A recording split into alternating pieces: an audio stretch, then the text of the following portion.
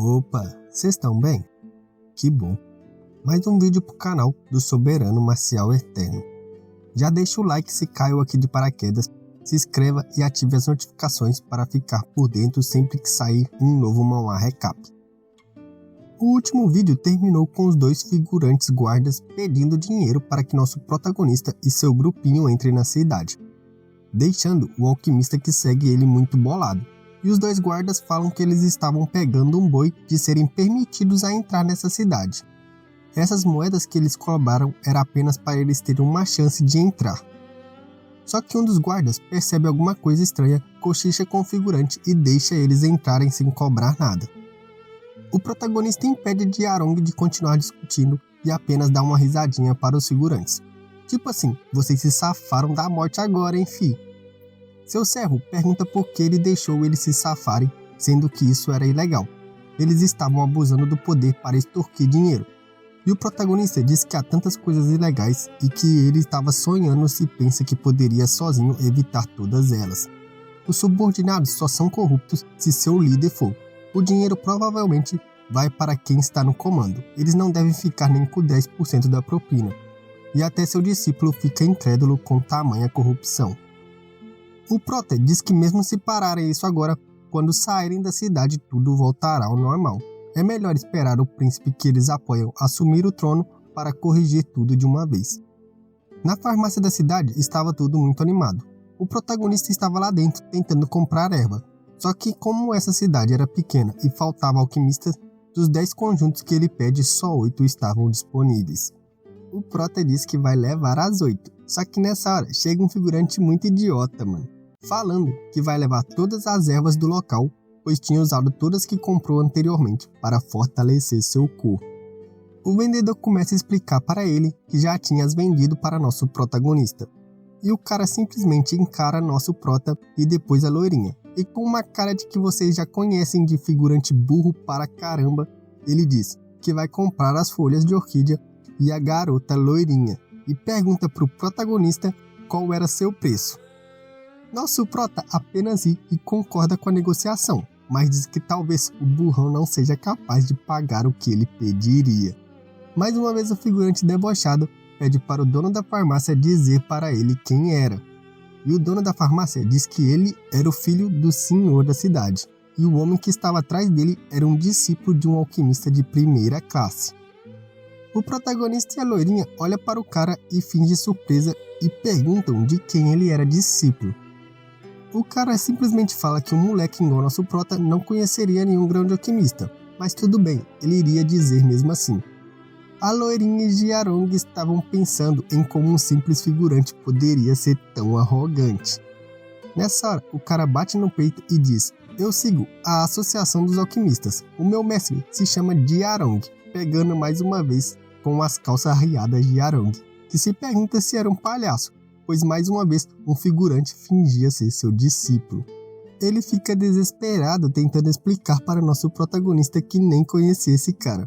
Com certeza era só um rumor sem fundamento, e aponta para o cara dizendo que conhecia esse tal de Jiarong e ele não teria um discípulo inútil como ele. Só que o cara fala que Jiarong não o aceitou pessoalmente, mas ele era um amigo íntimo de seu discípulo e frequentemente discutiam sobre refinações, e isso faz um pouco mais perto de discípulo dele. E o cara ainda termina perguntando como o cara em sua frente, que nós sabemos que a Jiarong poderia conhecer o tal Jiarong. Mal sabe ele, família. O figurante diz que ele estava perdendo seu tempo conversando com esses caipiras. Nessa hora, o cara de novo pergunta quanto o prota queria pelas orquídeas e pela garota.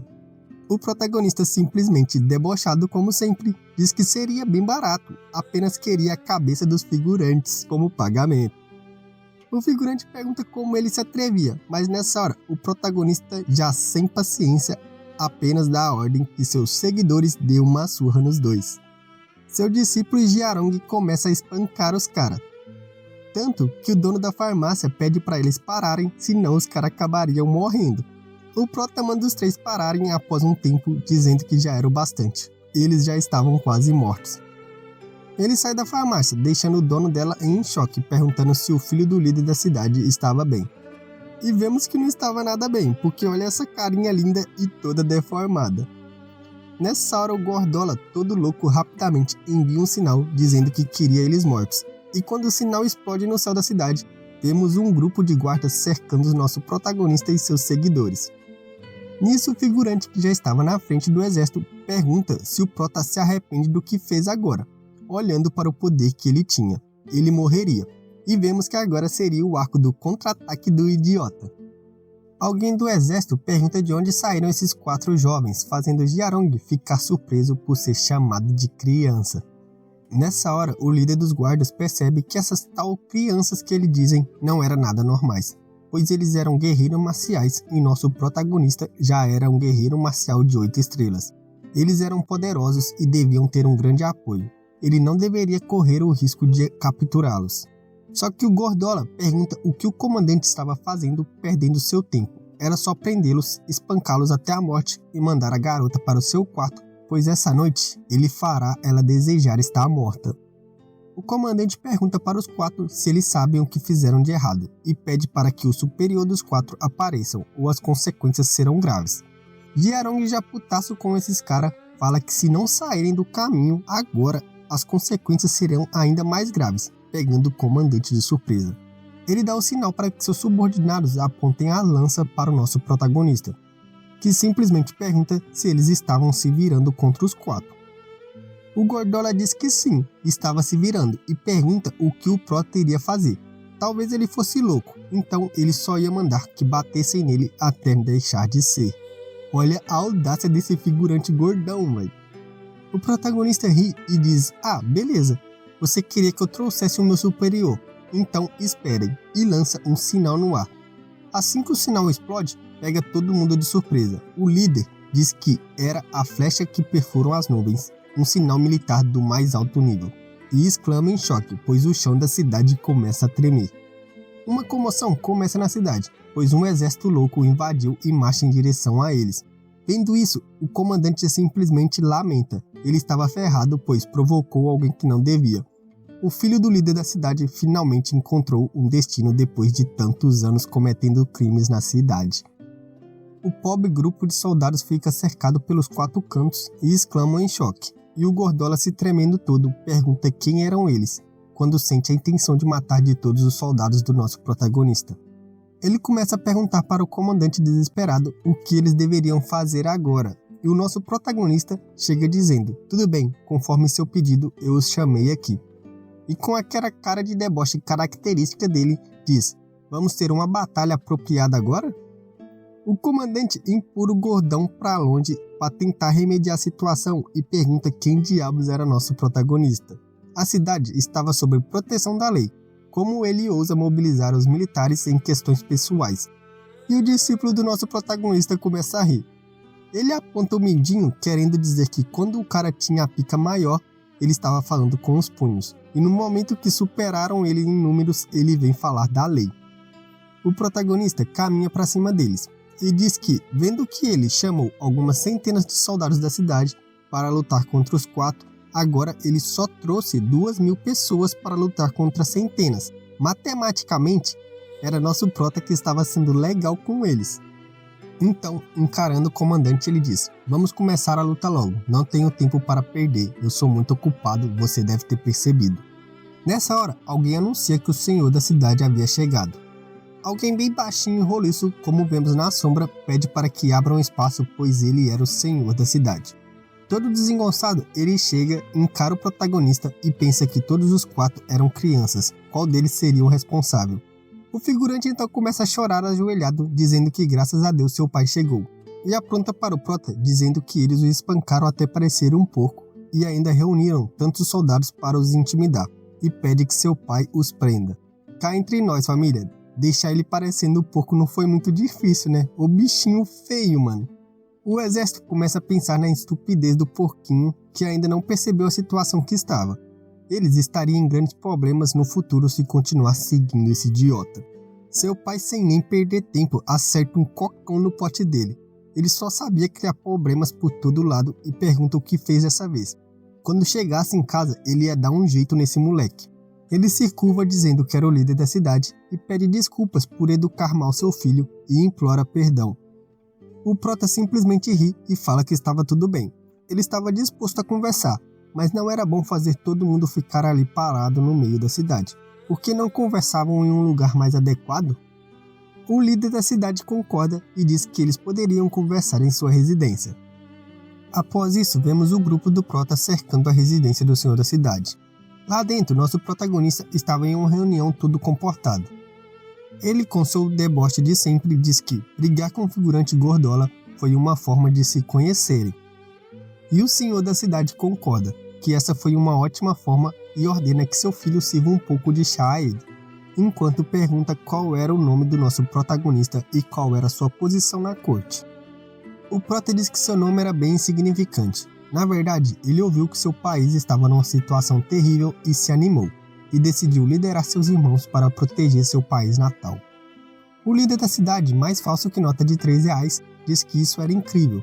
Como ele pensou, esse garoto era digno e se preocupava com seu país, e lembra seu filho de aprender muito com ele. O Prota diz que talvez seja o destino que uniu ele e o figurante Gordola quando estava passando pela cidade, e completa dizendo que era raro ver um senhor da cidade tão patriota. Ele pede desculpas de antemão e diz que tem uma solicitação a fazer. E o líder da cidade diz que ele estava sendo muito educado, não precisava de tanto, era só dizer que ele tentaria atender seu pedido. O Prota ri e diz que seus 2.000 soldados vieram de mãos vazias, sem nenhuma preparação. Então ele queria que o líder da cidade cedesse algum de seus suprimentos para eles. O figurante diz que sua cidade estava com falta de suprimentos no momento, então seria difícil de emprestar. E nessa hora o Prota disse que estava tudo ok. Era só ele ceder algumas de suas riquezas que também funcionaria. Ele verificaria na cidade vizinha para ver se encontrava alguns suprimentos depois. Nessa hora, o líder da cidade pensa maldosamente que se o garoto queria dinheiro, bastava dizer desde o começo. Não precisava se incomodar fingindo seu moleque. Nessa hora, o líder da cidade diz que o garoto foi um patriota que seguiu para o campo de batalha para proteger suas terras. Lógico que ele deveria ajudar da forma que puder, mas sempre se importou com as pessoas e agiu honestamente, e também não tinha muito guardado. Fazendo uma pose estoica, ele diz que vai guardar e economizar para poder financiá-los com 10.000 moedas de ouro. Ele pensou que, como eram algumas crianças, 10.000 moedas de ouro deveria ser suficientes para ele. Pobre coitado, vai ser depenado, aposto, família. Nessa hora, o protagonista e seu servo começam a rir tanto que chegam a chorar, deixando o líder da cidade em choque. Seu comandante pensa que só o sinal das flechas que perfuram o céu custavam 10.000 moedas de ouro. Talvez o líder da cidade não deu muito valor para essas crianças. O protagonista diz, fazendo um sinal para seu servo, que o líder estava sendo muito generoso. Não precisava de tantas moedas de ouro. Deixe que ele mesmo faça seus homens escolherem algumas coisas. Ele murmura alguma coisa para Jarang, que sai rindo. O líder da cidade pergunta para o protagonista o que significava, e o Prota, sempre debochado, diz que não era nada. Os três deviam se concentrar no chá, apenas relaxar e beber um pouco de chá. Nessa hora, eles escutam um barulho vindo do lado de fora. O líder da cidade já começa a imaginar o que poderia ser e começa a enxugar o suor. O comandante chega e sussurra para o líder da cidade que esse jovem em sua frente tinha um senhor marcial trabalhando para ele. Ouvindo isso, o líder da cidade chega perto do protagonista, dizendo que seria melhor eles conversarem, isso afinal era um roubo. O protagonista calmo fala: roubo? Você precisa ser responsável pelo que diz. Falar besteiras pode acabar te levando à morte. Desesperado, ouvindo o barulho do lado de fora, o líder da cidade diz que realmente não tinha nada de valor na sua residência. Ele tem uma solução e diz que juntaria 100.000 moedas de ouro para ele. Fazendo uma cara debochada, brincando com o velho, o Prota diz que, como assim você não entende? Eu só estou tentando cobrir despesas militares. Você está tentando dizer que eu estou querendo te roubar. Me respeita aí, tio. Sendo assim, com essa acusação, eu não vou continuar sendo cortês com você. Então, ele chama seus dois amigos, que entram e amarram o líder da cidade e seu filho, fazendo os dois começarem a gritar e pedir ajuda ao comandante, que, quando pensa em fazer algo, olha para o protagonista e já treme, já que o mesmo diz que, se alguém desafiasse suas ordens, seria morto sem piedade. Os dois continuam sendo amarrados e pendurados enquanto imploram pela ajuda do comandante, que simplesmente treme e soa frio. Após isso, vemos a imensa riqueza que os dois tinham juntados. Parece que pai e filho tinham roubado muito essa pobre cidade. Debochado, o próprio diz que um mero senhor de cidade acumulou uma riqueza ainda maiores que os tesouros de sua família ali. E seu amigo diz que eles acumularam tanta riqueza que deve ter pelo menos 1 bilhão de moedas de ouro. Quantos cidadãos de bem eles devem ter extorquido? Ele diz que deveriam denunciar isso e toda a família deles seriam mortas. E o prota pergunta sobre o que eles iam denunciar. Afinal, o senhor da cidade é um funcionário honesto, ele não é corrupto e está completamente quebrado. Eles até procuraram em sua residência e não acharam nenhuma moeda de ouro. E seu outro amigo diz que também não viu nada quando procurou. E o discípulo dele também diz que não viu e aponta para o senhor da cidade e diz que o tesouro estava vazio. Quem não acreditava poderia ir ver por si só. Vendo essa ação dos garotos, o líder da cidade começa a gritar desesperado que se eles tocassem em seu tesouro, eles estariam mortos, pois esse tesouro pertencia ao primeiro príncipe. Toda a família deles seriam executadas se levassem esse tesouro. O protagonista se finge de bobo e diz: então tudo isso era do primeiro príncipe? Não me espanta de ter tanto. Nessa hora ele se transforma e diz: agora eu tenho menos motivos para me segurar, deixando o figurante ainda mais assustado. E então foi isso, família. Como sempre, espero que tenham gostado. Deixe seu like e se inscreva se for novo por aqui. Ative as notificações para que o YouTube te avise sempre que sair vídeos novos do nosso reizinho do deboche. Comenta aí o que tá achando. Eu vou ficando por aqui. Espero ver vocês em breve. Até lá. Fiquem bem. Falou, falou e falou! Não se esqueça de se tornar membro do canal por R$5 para ajudar a continuar a todo vapor. Fui!